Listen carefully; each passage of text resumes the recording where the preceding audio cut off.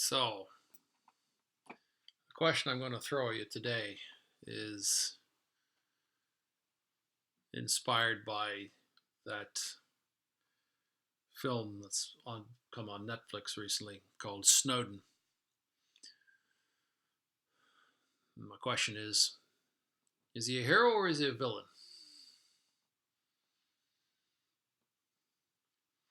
And I've sort of figured out that it's tantamount to asking the question, do you care if you live in a police state or not?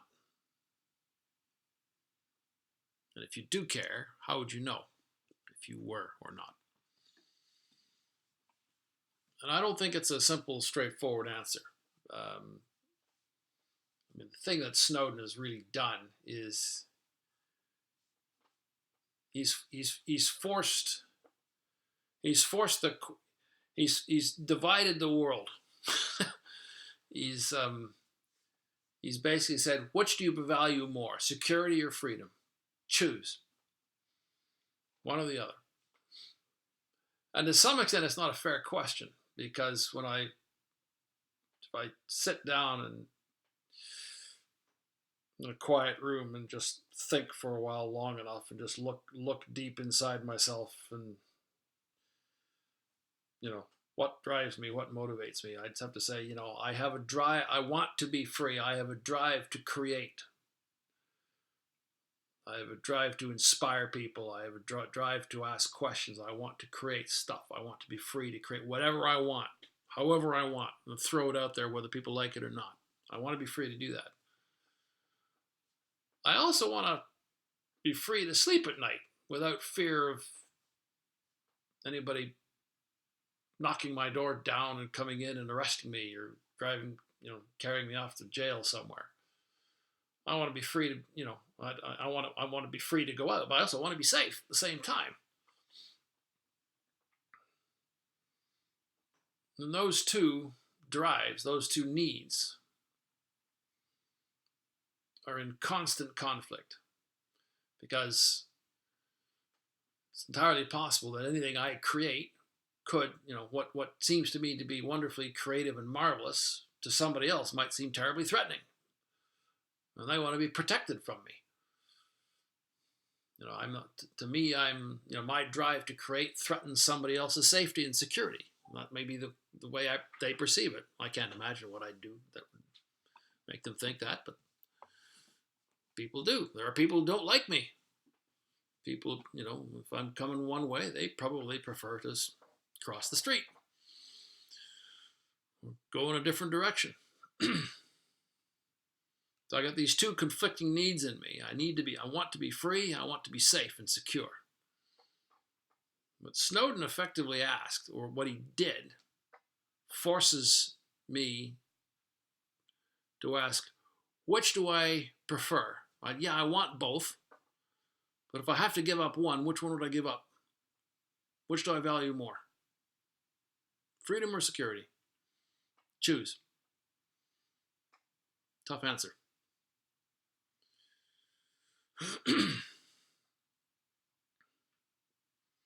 And as for how would we know how would I know if I'm living in a police state?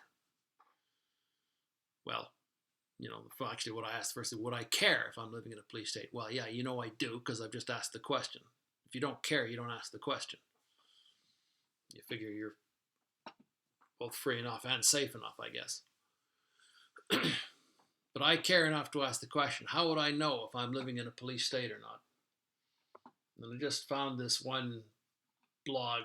I Googled it this morning, and there's a list of 10 signs 10 indicators. They're not an exhaustive set of indicators that would suggest that you are living possibly, maybe a police state is a bit, well, no, it isn't really that strong. I was going to say it's too strong, but no, at least in a surveillance state, for sure. And the 10 signs listed here are, there are authorities spying on and removing children from schools because they are potentially being drawn into terrorism, organized terrorism. Ordinary citizens get treated as terrorists. Arbitrary removal of passports. This is an article, what I'm looking at here right now, by the way, has been written by a Brit. So he's in the UK. Fourth, spying on and manipulating victims of crime, referring to the Stephen Lawrence tragedy. Spying on and manipulating protesters. There's a story here of an activist who found out that her former partner was in fact a secret undercover officer investigating the activism she was doing. Phew, scary. You know, this is a bit word, hollowing out democracy. Well, that sounds like a vague description, but it actually feels rather real. Criminalizing journalism. Oh boy. One of the things that really turned me off Trump. Oops, sorry, I've just sort of stuck my neck out there. But one of the things that turned me off Trump was about 2 years ago, I think, when he basically accused the media of being enemies of the people. Wow. You lost my attention there. He might have been right about the way the media was behaving, but he wasn't right to call them enemies of the people. Spying on members of parliament or congressmen and senators, depending on where you happen to be living. State hacking of smartphones and permanent mass surveillance.